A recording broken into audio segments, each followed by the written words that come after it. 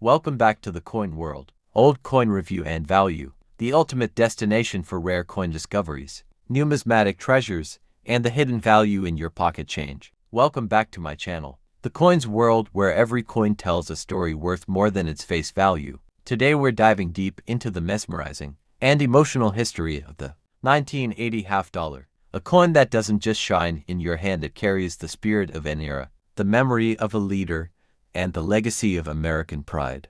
And believe me, by the end of this story, you'll never look at a half dollar the same way again.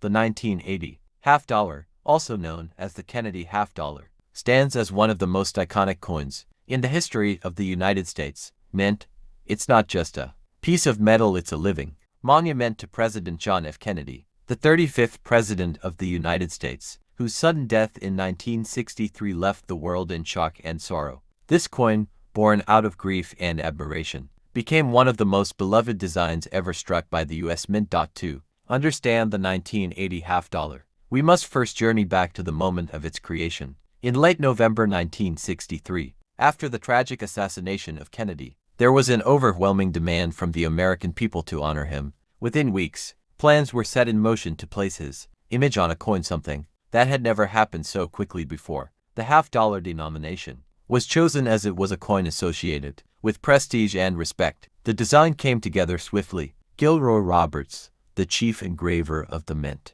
crafted the portrait of Kennedy that graces the obverse side. It's based on a presidential medal he had designed earlier that same year, capturing Kennedy's determination and grace. On the reverse, Frank Gasparo, another master engraver, designed the elegant presidential seal, an eagle holding arrows and an olive branch surrounded by 50 stars. Together, these designs made the coin not just currency but a symbol of remembrance. Fast forward to 1980, the Kennedy half dollar had already been in circulation for 16 years, but this particular year marked a transformation. By 1980, silver was no longer used in these coins. Instead, the half dollar was made of copper-nickel clad composition, a durable blend of metals designed to shine bright while withstanding the test of time. The 1980 half dollar was minted at 3 locations: Philadelphia No Mint Mark, Denver D, and San Francisco S. The San Francisco Mint produced the brilliant proof versions, crafted especially for collectors. The Philadelphia and Denver Mints, meanwhile, produced coins for circulation, but even among these, rare varieties and sharp strikes made some stand out as collectors' treasures. What makes this coin fascinating is its cultural significance. By 1980, the Kennedy half dollar was no longer widely used in daily transactions. People had started keeping them as keepsake souvenirs, or tributes to a time of hope and idealism. To hold one was to hold on to the dream of Camelot, that brief golden era of American optimism, led by John F. Kennedy. Every gleam of this coin reflects more than artistry, it reflects emotion. The bold inscription "Liberty" at the top represents freedom, the same ideal Kennedy fought to preserve. The phrase "In God We Trust" stands out beneath his portrait, a symbol of the nation's enduring faith even through tragedy. The year 1980 rests below his neck, marking a new decade, a new chapter, and yet the same remembrance. The reverse, featuring the American eagle, remains one of the most powerful images in numismatic history, with its wings spread and arrows in one claw, olive branches in the other, and a shield across its chest. It embodies balance, strength, and peace coexisting under liberty's banner. When light touches its surface, the eagle almost comes to life, shining as if ready to soar once again. The 1980 half dollar also represents the changing dynamics of American coinage. As inflation rose and everyday use of large denominations declined, the half dollar began to fade from circulation. Yet its emotional and historical appeal kept it alive in the hearts of collectors. It became a bridge between generations, a coin grandparents gave to their grandchildren, a small piece of the past passed forward with love. Over the years, some 1980 half dollars have been found with minting errors, such as off-center strikes, double dies, and clipped planchets, mistakes that turned ordinary coins into extraordinary collector's pieces. These unique coins, born from human error, carry even greater value, sometimes fetching hundreds of dollars depending on their rarity and condition. But even without rare errors, the 1980 half dollar holds beauty in its simplicity. Its composition, 75% copper and 25% nickel, gives it a warm, soft luster that glows under the light, and despite the absence of silver, it retains that timeless aura that collectors can't resist. Think of how many hands this coin might have passed through soldiers, students, parents, business owners, all carrying a piece of Kennedy's legacy with them. Some used it for purchases, others tucked it away for luck. For many, it became a symbol of resilience, a reminder that even after loss, hope endures. By the time the 1980s arrived, America was moving toward modernization, but the Kennedy $50 stayed as a constant, linked to the values of courage, leadership, and liberty. It was a silent witness to a nation's progress, standing tall through change, war, peace, and prosperity. Collectors today still search for pristine 1980 proof coins, admiring their mirrored fields and frosted designs. Each glinting proof coin reflects decades of craftsmanship, the product of a mint dedicated not only to precision but to emotion. When you hold one, it feels less like money and more like memory cast in metal. Even now, numismatists refer to the Kennedy $50 as one of the most heartfelt designs ever created. It's a coin that captures the essence of America's mid-20th century spirit, its optimism, its sorrow. Coin represents a pivotal moment in American history, reflecting both wartime innovation and the enduring legacy of Abraham Lincoln. The Wheat Penny series, officially called the Lincoln Cent, began in 1909 to honor the centennial of Abraham Lincoln's birth. Designed by Victor David Brenner, the coin featured Lincoln's profile on the obverse and 2 wheat ears on the reverse, symbolizing prosperity. The Lincoln Wheat Penny became a symbol of American values, including hard work, liberty, and unity. From 1909 until 1958, the wheat reverse remained, earning it the name Wheat Penny among collectors. 1944. The United States was deeply entrenched in World War II. The war placed heavy demands on natural resources, including copper, which was critical for ammunition production. To conserve copper, the U.S. Mint made drastic changes in 1943 by minting steel cents coated with zinc.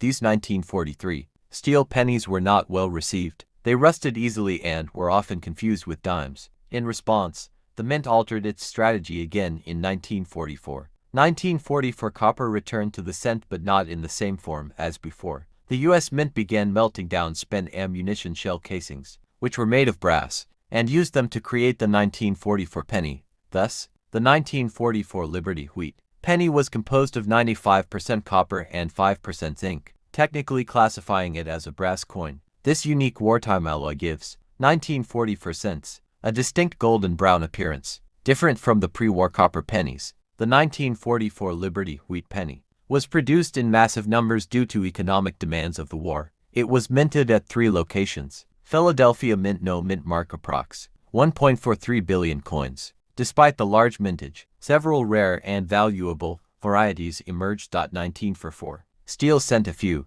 1944 cents were mistakenly struck on leftover 1943 steel planchets. These 1944 steel pennies are incredibly rare and can fetch over $100,000 at auction, depending on condition and mint mark. 1944 obverse, a rare variety where a Denver mint mark was punched over a San Francisco mint mark. These are prized by collectors. Off-center strikes, double dies, and clipped planchets, like many coins. Some 1944 pennies exhibit minting errors, increasing their value among enthusiasts.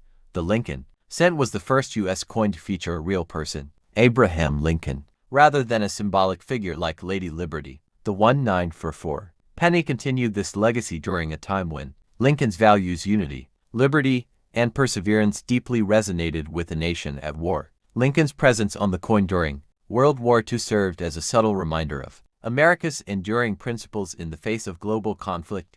Because of its massive production, most 1944 wheat pennies are common. In 1944, the United States was at the peak of its industrial might. During World War II, factories that once made consumer goods had shifted to producing tanks, planes, and ammunition. Every resource was carefully allocated, and metals like copper and nickel were critical to the war effort. The U.S. government enforced strict rationing, and even coins were subject to scrutiny. The decision to use spent ammunition, shell casings for coin production, was not only symbolic but also strategic. It demonstrated that nothing was wasted, and every piece of metal was recycled for victory. From 1944 to 1946, the Lincoln Cents were made from recycled shell casings, which were collected from military training grounds and battlefields. This made the coins themselves part of the war effort, minted quite literally from the remnants of conflict. These are sometimes referred to as shell case cents or victory cents, and though chemically similar to pre-war bronze cents, the slight differences in appearance are visible under close examination. The mint facilities in Philadelphia, Denver, and San Francisco used single squeeze dies to strike the coins. The high volume of production meant that quality control was not always perfect, which contributed to numerous errors and die varieties. Despite that, the 1944 pennies are generally well struck and display strong design elements. The obverse still used Victor D. Brenner's original design from 1909, which remained largely unchanged throughout the wheat cent era. Throughout the mid-20th century, the 1944 wheat cent became one of the most commonly found coins in circulation, especially among baby boomers, who often pulled them from pocket change. As part of beginning coin collections, the 1970s and 1980s, interest in coin collecting soared. The 1944 penny was often one of the first coins young collectors would identify and store in cardboard albums. This mass interest kept the coin's story alive across generations. While copper was reintroduced in 1944, a few leftover, zinc-coated steel planchets from 1943 were mistakenly used in 1944. This led to the ultra-rare 1944 steel penny, which is among the most valuable Lincoln cents in existence. Many people who lived through the 1940s have memories tied to these coins, using them for candy war bond drives and bus fare, a time when a single cent held more purchasing power and patriotic meaning. During World War II, nearly every aspect of American life was connected to the war effort, from Rosie the Riveter to ration books. Coins like the 1944 penny became miniature tokens of patriotism, literally minted from the tools of war and carried in the pockets of a determined nation. They were a daily reminder of sacrifice, unity, and national strength. 1944. The U.S. Mint also struck coins for several foreign governments under special agreements as global trade routes reopened and the Allies advanced. Today we're diving into the fascinating story of one of the most iconic coins from the mid-20th century, the 1960 United States 5-cent coin, also known as the Jefferson nickel. This little piece of metal may seem ordinary, but hidden within its design, minting history, and varieties lies a tale of craftsmanship, change, and hidden value that will absolutely surprise you. So sit tight, coin lovers, this is one story you don't want to miss. The 5-cent coin as we know it today was first introduced in 1938, replacing the famous Buffalo nickel. The U.S. Mint held a design competition to honor Thomas Jefferson III, President of the United States and the author of the Declaration of Independence. Out of 390 entries, Felix Schlag, a German-American sculptor, won the competition.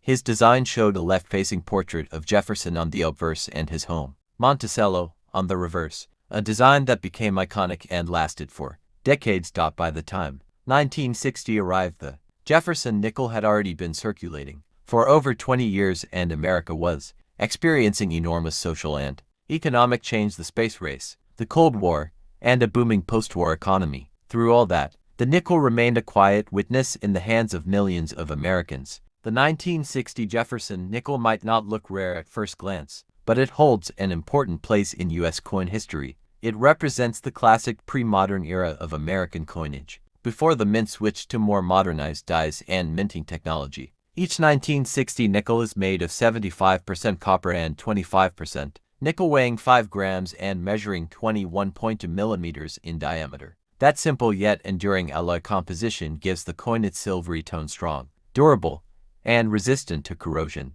just like Jefferson's legacy. Look closely at the obverse. Jefferson's stern yet thoughtful face reflects leadership and vision. Above him are the words, "In God we trust," and to the left, liberty, followed by the date 1960. On the reverse, the Monticello building stands proudly in the center with the inscriptions E pluribus unum above, and below it the words Monticello 5 cents and United States of America. Every fine line from Jefferson's cheek to the pillars of Monticello tells the story of America's dedication to freedom and progress. The 1960 Jefferson nickel was struck at 3 different mints: Philadelphia no mint mark, Denver D, San Francisco S. Each mint had its unique striking characteristics. The Denver Mint produced the largest number of 1960 nickels, while the San Francisco Mint made fewer proof coins for collectors. The most exciting part: some 1960 nickels show die cracks, double dies, and full step Monticello varieties. These are the hidden treasures that can turn an ordinary coin into a collector's dream. The term full steps refers to the clarity of the steps on the Monticello, building on the reverse side. If all 5 or 6 steps are fully visible and strike sharp, the coin commands a premium value in the market. These fully detailed strikes are extremely rare for 1960, due to die wear and striking pressure variations. A 1960D full steps Jefferson nickel in mint state can be worth hundreds or even thousands of dollars depending on grade and condition. In 1960, America was entering a new era. John F. Kennedy was about to become president. The nation's economy was thriving, cars were getting sleeker, and the dream of going to the moon was alive. During this time, millions of Americans carried Jefferson nickels in their pockets, using them to buy candy, newspapers, and gasoline, not knowing that one day collectors would treasure these coins as symbols of a pivotal time in American history. The San Francisco Mint also struck special proof nickels for collectors, polished to a mirror finish and packaged for those who love the artistry of coins. These proofs often have sharp strikes, frosted designs, and stunning luster. 1960 proof nickel graded PR67 or PR68 can easily sell for $50, $300, while exceptionally preserved pieces with deep cameo contrast can exceed $1,000. Now, here's where things get truly exciting. Some 1960 5-cent coins have unique minting errors that make them extremely valuable. Double die obverse, where Jefferson's profile or the date appears double dot off-center strikes, giving the coin a dramatic, eye-catching look. Clipped planchets, where a part of the coin is missing due to a minting mishap. Repunched mint marks are PMIS, especially seen in 1960D nickels, where the mint mark was struck more than once. Each of these errors can raise the value from a few dollars to several thousand, depending on rarity and condition. The 1960 nickel marks the end of an era, the last few years before the mint's modernization and before major design changes in U.S. coinage. Collectors cherish it for its balance of classic design, historical connection, and hidden rarity. It's a coin that connects generations, from Jefferson's 18th century ideals to the 20th century dreams of space exploration and modern America. A typical circulated 1960 nickel might fetch only 10 to 25 cents, but in uncirculated condition, especially with full steps, it can range from $20 to over $1,000. Exceptional proof or error examples have sold for over $3,000 at major auctions, proving that even the smallest coins can carry monumental worth when rarity and history align. Every 1960 nickel is a snapshot of American spirit, strong, enduring, and full of history. It carries the image of a founding father who envisioned liberty and equality, and a building that represents education and enlightenment. So the next time you see a 1960 Jefferson nickel, don't just pass it by. Hold it up to the light, look for the steps, the shine, the mint mark, and remember that in your hands. Today, we're traveling back in time to the year 1983, deep into the heart of Australia's rich numismatic history. Our focus is a tiny yet powerful piece of bronze that has captured the hearts of collectors around the world, the 1983 Australian 2-cent coin. At first glance, it may seem like just another small coin from the past, but as we unfold its history, symbolism, and legacy, you'll realize that this humble 2-cent coin carries a story of art, change, and national pride that goes far beyond its face value. To truly understand the 1983 2-cent coin, we must begin in 1966, when Australia made one of the most historic financial transitions in its history, the shift from pounds, shillings, and pence to the decimal currency system. This change was monumental. It simplified the economy, modernized transactions, and introduced a brand new set of coins that would become cultural icons in their own right. Among them was the 2-cent coin, a small but beautifully designed piece that would shine in the pockets of millions of Australians for decades. The design of the Australian 2-cent coin came from the brilliant mind of Stuart Devlin, the same artist who later became known as the goldsmith to the Queen. Devlin's designs captured the spirit of Australia's unique wildlife and natural environment, and the 2-cent coin was one of his masterpieces.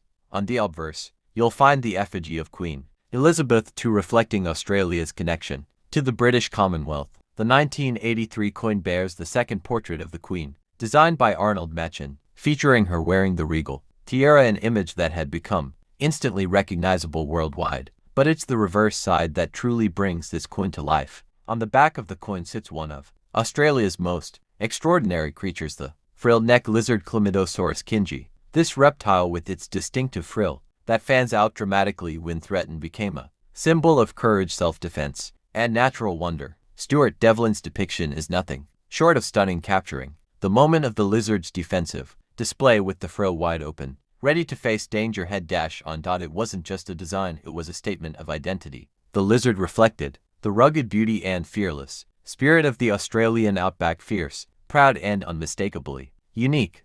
The 1983 Australian 2-cent coin was made of 97% copper to 0.5% zinc and 0.5% tin, giving it that warm, reddish-brown tone that glows like polished bronze. It measured 21.59 millimeters in diameter and weighed 5.2 grams. Although small in size, its metallic strength and aesthetic beauty made it a durable and elegant coin. The 1983 2-cent coin was struck at the Royal Australian Mint in Canberra, and millions were produced for everyday use. However, while it may seem common, not all 1983 2-cent coins are the same. Some varieties and mint errors have become highly sought after by collectors. For instance, certain coins display pockets and cash registers replaced by memories and collectors' albums. The 1983 issue thus stands as one of the final decades of circulation for the beloved 2-cent coin. While the 1983 Australian 2-cent coin was minted in large numbers, condition and rarity variations make certain examples extremely desirable. Uncirculated or mint condition coins, with their full luster and no wear, can range from $5 to $15. Proof coins, struck specially for collectors, can reach $30 or more. Error coins, such as off-center strikes or double rim variants, can fetch hundreds of dollars, depending on the error and grading. So, yes, that small, shiny 2-cent coin sitting forgotten in a drawer could be worth far more than you imagine. The 1983 2-cent coin wasn't just currency, it was a work of art, a piece of cultural storytelling, and a reminder of Australia's deep connection to its land and wildlife. Every time that frilled lizard flashed its defensive display on a coin, it symbolized resilience and beauty, a creature ready to stand tall against any threat, much like the nation it represented. If you look closely at the coin's reverse, under the lizard's belly, you can spot Stuart Devlin's initials SD. This tiny mark is the artist's hidden signature, a secret known to collectors that adds even more character to the coin. Such small artistic touches remind us that coins are not just metal, they are miniature masterpieces crafted with pride and skill. Even though the 2-cent coin is no longer in use, it remains alive in collections, coin shows, and museums around the world. For collectors, the 1983 edition is a favorite because it represents a time before digital money, a time when physical coins told stories, felt weighty in the hand, and carried the personality of a nation. Holding a 1983 2-cent coin today feels like holding a time capsule, a glimpse into a simpler yet deeply meaningful era. If melted down for its metal content, today the copper in one 2-cent coin might be worth around 5 times its face value. But of course, collectors would never melt such a beautiful piece because its historical and emotional value far outweighs its metal worth. Even decades after being withdrawn, the image of the frilled lizard remains one of the most beloved designs in Australian numismatics. It's featured in books, commemorative art, and educational exhibits about Australia's coinage evolution. The 1983 coin in particular stands out as part of the later minting years before its retirement, making it an essential piece in any serious Australian coin collection. Conclusion: more than just a coin. So, the next time you find a 1983 Australian 2-cent coin, remember it's not just an old piece of bronze. It's a symbol of Australia's creativity, heritage, and natural beauty. It carries the spirit of a nation that celebrates both art and nature, and a design that continues to inspire among collectors worldwide. It's proof that sometimes the smallest things hold the grandest stories. Today, we're traveling back to the year 1940 to uncover the fascinating story behind the Liberty 5-cent coin, also known as the Jefferson nickel. At first glance, this coin might seem like just another everyday nickel, but its place in American history and numismatics is far more significant than many realize. The year 1940 was a time when the United States was on the brink of monumental change. While the nation had not yet entered World War II, the effects of the global conflict were being felt strongly. The American economy was recovering From the Great Depression and industries, we're shifting gears to support war efforts abroad. This changing landscape influenced not only politics and economics but also the country's coinage. The Liberty 5-cent coin of 1940 features the enduring portrait of Thomas Jefferson, America's third president, and the principal author of the Declaration of Independence. The design was introduced in 1938, replacing the long-running Buffalo nickel series, created by artist Felix Schlag. The Jefferson nickel represented a more classical and architectural vision of American identity.